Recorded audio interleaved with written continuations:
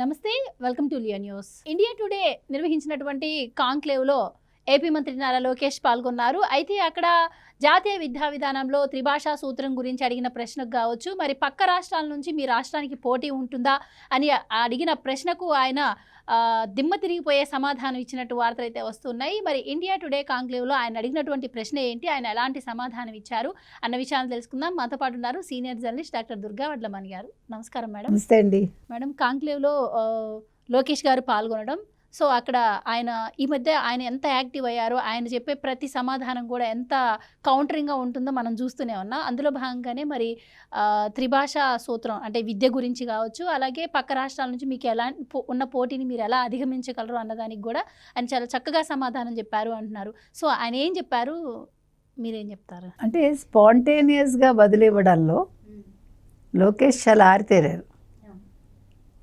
ఏవి స్క్రిప్ట్ లేకుండా lengthy questions అయినా కూడా ఆన్సర్ ఇవ్వడంలో ఆయన చాలా ఆరితేరిపోయారు. అంటే మనిషి తీర్చిదిద్దుకున్నారని మనం చెప్తూ వచ్చాం. అది మనమేమి అంటే సరదాగా చెప్పలేదు, అబద్ధం చెప్పలేదు. It's a fact. అది మీకు ప్రతిసారి మీ కళ్ళ ముందు కనిపిస్తుంది. ముఖ్యంగా ఎన్నికల ముందు చూశారు, ఎన్నికల తర్వాత చూశారు, ఇవాళ ఈ కాంక్లేవ్లో ఎలా ఆన్సర్ ఇచ్చారో చూశారు. అంటే జాతీయ విద్యా విధానంలో ముఖ్యంగా కేంద్రం ప్రతి రాష్ట్రంలోనూ త్రిభాష సూత్రం అమలు చేయాలని అడుగుతోంది. మనందరం కూడా 3 భాషలు చదువుకున్నామండి, అందులో తప్పే ఉంది. ఇప్పుడు హిందీ వచ్చి మన్నేమి పాడు చేయదు, గుర్తుపెట్టుకోవాలి. మీరు ఆంగ్లం చదవడానికి ఇష్టపడినప్పుడు ఆంగ్లం అసలు మన దేశంలోదే కాదు కదా. హిందీ చదవటానికి ఏమవుతుంది, ఒక భాష ఎక్స్ట్రా నేర్చుకుంటున్నారు, దానివల్ల మనం ఎక్కడికి వెళ్ళినా కూడా బతకగలం. వేంబు శ్రీధర్ అని ఒక పారిశ్రామికవేత్త తమిళనాడులోనే, ఆయన ఇంజనీర్స్కి హిందీ నేర్చుకోమని ఆయన ఇటీవలే ఉద్బోధ చేశారు. He's a Tamilian. కానీ దానికి భిన్నంగా యాక్చువల్గా మీకు తెలుసో లేదో, కరుణానిధి హిందీ వ్యతిరేకోద్యమంలో పాల్గొనడానికి యాక్చువల్గా వాళ్ళ ఆవిడకి తాళి కట్టాలి ఆయన పెళ్లి సమయంలో. ఆ ఉద్యమం జరుగుతుంటే ఆయన అది వదిలేసి వెళ్ళిపోయాడు. ఆయన పెళ్ళి వదిలేసి వెళ్ళిపోయాడు ఆయన. వాళ్ళు ఆ రోజుల్లో హిందీ వ్యతిరేకం ఎందుకు చేశారు అనేది అప్పుడు పరిస్థితులు వేరు. కానీ ఇప్పుడు అది కాదు కదా. ఇప్పుడు మీరు కనుక గమనించారంటే తమిళనాడులో మీరు నార్త్ ఇండియన్ ఫుడ్ విపరీతంగా తింటున్నారు. ఒకప్పుడు ఇంత లేదు. ఇప్పుడు నార్త్ ఇండియన్ ఫుడ్ తినని వాళ్ళు ఉన్నారా? ఉదయనిధి స్టాలిన్ ఎప్పుడూ తినలేదా? స్టాలిన్ ఎప్పుడూ తినలేదా? వీఆర్ క్వశ్చన్ చేస్తున్నాం మనం. మీ ఇంట్లో మెంబర్స్ ఎవరు నార్త్ ఇండియన్ ఫుడ్ తినలేదా? తప్పులేదండి, మనం అన్ని వంటకాలు తింటాం. మీకు ఏది నచ్చితే అది తింటారు. పుర్రెకో బుద్ధి జీహకో రుచి అన్నారు. కాబట్టి తింటం తప్పులేదు. ఇక్కడ ఈ త్రిభాషా సూత్రం ఏదైతే ఉందో దీని మీద తమిళనాడుకి కేంద్రానికి మధ్య కొంచెం అండర్స్టాండింగ్ సరిగ్గా లేదు అంటున్నారు. అంటే ఇక్కడ ముఖ్యంగా వచ్చే వాదన ఏంటంటే దీనివల్ల మాతృభాషపై ఉన్న పట్టు తగ్గిపోతుంది అన్న క్వశ్చన్ ఇప్పుడు లోకేష్ గారిని ఎంతవరకు నిజం? ఇక్కడే నేను వస్తున్నా. ఇప్పుడు మీకు తమిళనాడులో ఉండే గొప్పతనం ఏంటంటే, మీకు మామూలుగా మిగతా చోట్ల first language English, second language Telugu అట్లా ఇస్తారు కదా. తమిళనాడులో మాకు ఫస్ట్ లాంగ్వేజ్ మాతృభాష ఉంటుంది. అంటే మీరు తెలుగు వాళ్ళు అయితే ఫస్ట్ లాంగ్వేజ్ తెలుగు అని ఉంటుంది, తమిళం అయితే తమిళం అని ఉంటుంది, మలయాళం అయితే మలయాళం అని ఉంటుంది. అది పద్ధతి. మీరు ఇక్కడ చెప్పేటప్పుడు first language English, second language Telugu, third language Hindi కావాలంటే గమనించుకోండి. వాళ్ళు మాతృభాషకి ఇంపార్టెన్స్ ఇస్తారు, ఇవ్వడం తప్పని నేను అంటల్లా. దాని ప్రభావం మీ మీద పడదు. ఇవాళ మీరు తమిళ వాళ్ళు అంటారు, తమిళల్లో వేరే భాషా పదాలు లేవు. మీరు సంస్కృతం అరువు తెచ్చుకున్నారు, తెలుగు వాళ్ళని అంటారు, మలయాళీస్ని, కన్నడ వాళ్ళని. బట్ వాళ్ళు మాట్లాడే మాటల్లో వాళ్ళ న్యూస్ ఒక్కసారి విన్నారంటే తమిళ న్యూస్ 75% పైగా సంస్కృత పదాలు ఉంటాయి. They have to accept. ఇప్పుడు మనకి మాండలికాలు ఉన్నాయి కదా, మాండలికాల్లో మీరు కోనసీమ అంటే ఈస్ట్ గోదావరి, వెస్ట్ గోదావరి ఒక రకంగా మాట్లాడతారు తెలుగు, రాయలసీమ ఒకలా ఉంటుంది, చిత్తూరు ఒకలా ఉంటుంది, ఉత్తరాంధ్ర ఒకలా ఉంటుంది, కృష్ణా గుంటూరు ఒకలా ఉంటుంది. ప్రాంతాన్ని బట్టి మన భాష ఉంటుంది. తెలుగే ఇన్ని మాండలికాలు ఉంటాయి. మాండలిక వృత్తి పదకోశాలని వచ్చాయి గతంలో, బోధరాజు రాధాకృష్ణ గారు వీళ్ళందరి హయాంలో వచ్చాయి గతంలో. వృత్తి పదకోశాలంటే వృత్తులకు సంబంధించిన పదకోశాలు, అవి కూడా వచ్చాయి. అంటే నేను అనేది భాష ప్రాంతాన్ని బట్టి, వృత్తిని బట్టి రకరకాల రూపాంతరాలు సంతరించుకుంటుంది. ప్లస్ ఇన్ఫ్లుయెన్స్లు ఉంటాయి. మీరు చెప్పినట్టు భాష ఇన్ఫ్లుయెన్స్లు ఉంటాయి. అంటే ఇప్పుడున్న ఇన్ఫ్లుయెన్స్ అంటే ఇప్పుడున్న పోటీ ప్రపంచంలో అన్ని భాషలు నేర్చుకోవడం కూడా చాలా that's what I'm coming for that point only. ఇప్పుడు మీరు సాఫ్ట్వేర్ అండి, మీకు ఇంగ్లీష్ వచ్చి తీరాలిగా, రాకపోతే మీరు బతకలేరుగా. మరి ఇంగ్లీష్ నేర్చుకుంటున్నప్పుడు హిందీ నేర్చుకోవటానికి తప్పే ఉంది. ఇంకొకటి, ఒకసారి కరుణానిధి అన్నారు, నాకు బాగా గుర్తు, ఇయర్ గుర్తులేదు నాకు, నేషనల్ మీడియా వాళ్ళు ఎవరు అడిగారు, నాకు ఎగ్జాక్ట్ సిచ్యువేషన్ గుర్తులేదు.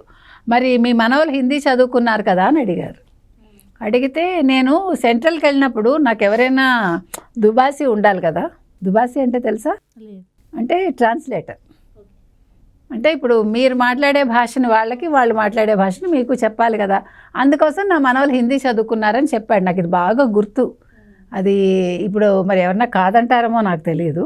మరి నీ మనవలు చదువుకున్నారు హిందీ. ఇప్పుడు పంజాబీ డ్రెస్లు వేసుకుంటున్నామా లేదా అండి? సల్వార్లు వేసుకుంటున్నామా లేదా? అవి మనవా?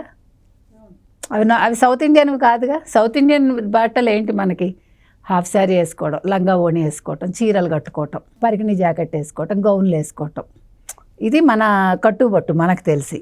ఇప్పుడు అందరం పంజాబీ డ్రెస్ లేదు, అది నార్త్ ఇండియన్ అని చెప్పి మీరు వేసుకోవద్దని అంటారు సౌత్లో. అండ్ ముఖ్యంగా ఇప్పుడున్న పోటీ ప్రపంచంలో కూడా ఇప్పుడు ఉద్యోగపరంగా ముందుకెళ్లాలన్నా, ఏ విధంగా బిజినెస్లు చేయాలన్నా కూడా అన్ని రాష్ట్రాల భాషల్ని కనెక్ట్ చేసేది ఒక ఇంగ్లీషు. మీకు ఇంకో సంగతి వస్తాను ఇక్కడ, ఇంకొక పాయింట్. ఇప్పుడు మీరు గతంలో కనుక చూసుకుంటే ఎక్కువ వేరే దేశాలకు కావచ్చు, వేరే రాష్ట్రాలకు వెళ్ళిన వాళ్ళు మలయాళీస్ ఉండేవాళ్ళు. నెక్స్ట్ మీరు చాలా దేశాలకు వెళ్ళండి, తమిళియన్స్ ఉంటారు, అవునా కదా? ఇప్పుడు బాంబే మాతుంగా వెళ్ళారనుకోండి, బాంబేలో ఒక ప్రాంతం అది మాతుంగాని, అక్కడ ఫుల్ అరోమామీలే ఉంటారు. 9 గజాల చీర, 7 గజాల చీర కచ్చాపోసి కట్టేసుకుని, రవ్వల దుద్దులు పెట్టుకుని, రవ్వల ముక్కు పడుగులా మెరిసిపోతూ హ్యాపీగా ఉంటారు. అలాగని వాళ్ళు హిందీ మాట్లాడకుండా ఉంటారా? హిందీ మాట్లాడతారు. ఇప్పుడు మెడ్రాస్లో హిందీ మాట్లాడిన వాళ్ళు ఉన్నారా? ఎక్కువ మంది. ఇంకో విషయం మీకు ఇంకా తెలుసో లేదో, దక్షిణ భారత హిందీ ఉంది కదా, హిందీ ప్రచార సభ, అందులో ఎక్కువ హిందీ ఎగ్జామ్స్ రాసేవాళ్ళు, ప్రాథమిక, మాధ్యమిక, రాష్ట్ర, ప్రవీణ, ఇవన్నీ తమిళ వాళ్ళు ఎక్కువ ఉంటారు. అందుకని ఇప్పుడు రాజకీయాల కోసం భాష వద్దనడం తప్పండి. అందుకని లోకేష్ గారు ఏమన్నారంటే, త్రిభాషా సూత్రాన్ని వాళ్ళు బలవంతంగా రుద్దుతారు కేంద్రం అని నేను అనుకోవట్లేదు, కానీ భాషలు నేర్చుకోవటం తప్పు కాదు. ఇప్పుడు నర్సులు, హోమ్ కేర్ ఇలాంటి వాటి కోసం మీరు జర్మనీ, జపాన్లో ఎక్కువ అవకాశాలు ఉంటాయి, అవి నేర్చుకోండి అంటున్నారు. తర్వాత ఈ భాషా వైవిధ్యం ఎందుకు వచ్చిందంటే, భారత్లో భిన్న భాషలు ఉండడం వల్ల. మనం గతంలో కూడా భాషల మీద మాట్లాడుకున్నాం. మనకి చాలా భాషలు ఉన్నాయి భారతదేశంలో, అందుకే మనం అన్నీ కూడా భిన్నత్వంలో ఏకత్వం కోసం మనం ప్రయత్నిస్తాం. సో దీనివల్ల ఈ ప్రాబ్లం రావచ్చు, కానీ భాషలు నేర్చుకోవడం తప్పలేదని ఆయన కూడా అంటున్నారు. అంటే ఇక్కడ ఆంధ్రప్రదేశ్ కూడా అభివృద్ధి ఇప్పుడిప్పుడు మొదలవుతున్న రాష్ట్రం. ఇప్పుడిప్పుడు మరి మీరు పక్క రాష్ట్రాల నుంచి వచ్చే పోటీని తట్టుకోగలరా అని చెప్పి కూడా అడిగిన ప్రశ్నకు కూడా ఆయన చెప్పిన సమాధానం కూడా చాలా గొప్పగా ఉంది అంటున్నారు. సో మీరేం చెప్తారు? అదే ఇప్పుడు ఈ భాషల విషయంలో ఆయన త్రిభాషా సూత్రం వల్ల మాతృభాషకి అన్యాయం జరగదని అన్నారు. అదేవిధంగా మీరు ఇప్పుడు అడిగిన ప్రశ్నకి అతను ఏమడిగాడంటే, మరి కర్ణాటకకి బెంగళూరు, తమిళనాడుకి చెన్నై, తెలంగాణకి హైదరాబాద్ లాగా మాకు ఆంధ్రప్రదేశ్కి సిబిఎన్ చంద్రబాబు నాయుడు గారు ఉన్నారు అని చెప్పారు. చక్కటి ఆన్సర్ కదా. అంటే మాకు అభివృద్ధిలో మేము వెనకబడము, ఐటీలో మేము వెనకబడము, వాళ్ళు ఎంత ముందున్నా కూడా, ఎంత అభివృద్ధి చెందిన రాష్ట్రాలైనా కూడా మా రాష్ట్రం అభివృద్ధి చెందడానికి మాకు చంద్రబాబు నాయుడు గారు ఒక్కళ్ళు చాలు. అంటే సిబిఎన్ ఈజ్ ద బ్రాండ్ అని చెప్పకనే చెప్పాడు ఆయన. అంటే ఆ స్పాంటేనివిటీ మనం మాట్లాడేది, దట్ ఈస్ వాట్ రిక్వైర్డ్. అంటే ఒక ఐటీ మినిస్టర్గా ఆయన తన గొప్ప ఏం చెప్పుకోవాలా, మీరు అది గమనించండి. ఇప్పుడు ఈ 2 అంశాలు ఆయన మాట్లాడడం ఎందుకు వచ్చింది? ఒకటి, ఆయన విద్యాశాఖ మంత్రి, 2 ఐటీ మినిస్టర్. సో ఈ త్రిభాషా సూత్రం గురించి కావచ్చు, లేదు ఈ ఐటీ గురించి కావచ్చు మాట్లాడటానికి ఆయన అన్ని విధాలుగా సమర్థుడు కాబట్టి, ఆయనకు సంబంధించిన శాఖలు కాబట్టి ఇండియా టుడే కాంక్లేవ్లో ఆయన మాట్లాడారు. సో ఎక్కడా కూడా తడబడకుండా, అయ్యో నాకు స్క్రిప్ట్ లేదనో లేకపోతే మరొకటో చెప్పకుండా, నాకు ఆకలేస్తోందని వెళ్ళిపోకుండా నిలబడి నిదానంగా ఆయన చక్కగా సమాధానం అయితే ఇచ్చారు. సో భాషలు అనేవి ఇంకొకటండి, మనకి ఎన్ని భాషలు వస్తే అంత మంచిది. మనం సాంస్కృతికంగా, తర్వాత సంస్కారపరంగా కూడా మనం చాలా మారుతాం. మనం వివిధ ప్రదేశాలు చూసినప్పుడే మనలో మార్పు వస్తుంది కదా. ఓ ఇక్కడ కల్చర్ ఇదా, ఓ వీళ్ళు ఇలా ఉన్నారా, మీకు తెలియకుండా ఆ చిన్న చిన్న ఇంపాక్ట్స్ ఉంటాయి మన మీద. కాన్ఫిడెన్స్ లెవెల్స్ కూడా పెరుగుతాయి కదా. చాలా పెరుగుతాయి. మీరు ఒక భాషలు ఎక్కువ మీరు బయటకు వెళ్ళినప్పుడు చూడండి మీకు ఎంత రెస్పెక్ట్ దొరుకుతుంది. ఓ మీకు ఇన్ని భాషలు వచ్చా అంటారు కదా.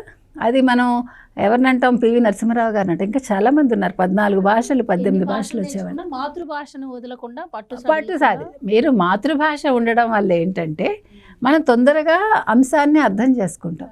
మీకు తెలుసా, ఒకసారి ఆరుద్ర గారు మల్లాది రామకృష్ణ శాస్త్రి గారిని, ఆయన పెద్ద రచయిత, మళ్ళా సినిమా రచయిత కూడా, మీకు ఎన్ని భాషలు వచ్చు అని అడిగారు. అడిగితే ఒక విసనకర్ర ఉంది ఆయన చేతిలో ఇలా విసురుకుంటూ, దాని మీద రాయమన్నారు. ఆకు సరిపోలేదు, విసనకర్రకి చాలా ఉంటాయి పెద్ద విసనకర్రలకి, అవి సరిపోలేదు, అన్ని భాషలు వచ్చాయి. అంటే మనకు తెలియని మేధావులు గొప్పవాళ్ళు ఎంతమంది ఉన్నారో చెప్తున్నా. సో అందుకని భాషలు ఎక్కువ నేర్చుకోవటం వల్ల వచ్చే నష్టం లేదు. అంటే మన రాజకీయంగా హిందీ నేర్చుకోకూడదని చెప్పడం కూడా తప్పు. ఇంకొకటి, ఒకసారి మీకు సూర్య ఉన్నాడు కదా, హీరో సూర్య, తమిళ హీరో, అతను బాధపడ్డాడు. మీకు తెలుసో లేదో, నాకు చాలా బాగా గుర్తు. నేను తమిళనాడులోనే ఉన్నాను అప్పుడు, మెడ్రాస్లోనే ఉన్నా. డిఎంకే వాళ్ళ వల్ల నేను హిందీ నేర్చుకోలేదు. మేము హిందీ చదువుకుంటున్న వాళ్ళం కూడా హిందీ మధ్యలో ఆపేశాము. కానీ ఇప్పుడు ఎంత తప్పు చేశానో తెలిసిందని అతను జ్యోతికాని పెళ్లి చేసుకున్నాక జ్యోతిక అతనికి హిందీ ట్యూషన్ పెట్టించింది. He learn Hindi. అందుకని భాషలు నేర్చుకోండి అబ్బా. మీరు మీ మాతృభాషను మర్చిపోకండి అంతే. ఇంట్లో మాతృభాషయే మాట్లాడండి. బయటకు వచ్చాక సందర్భాన్ని బట్టి ఆంగ్లం మాట్లాడతారా, హిందీ మాట్లాడతారా, లేకపోతే తెలుగు మాట్లాడతారా, ఇంకో భాష మాట్లాడతారా, అది మీ ఇష్టం. Thank you so much. Thank you. Please subscribe to Leo news for more videos.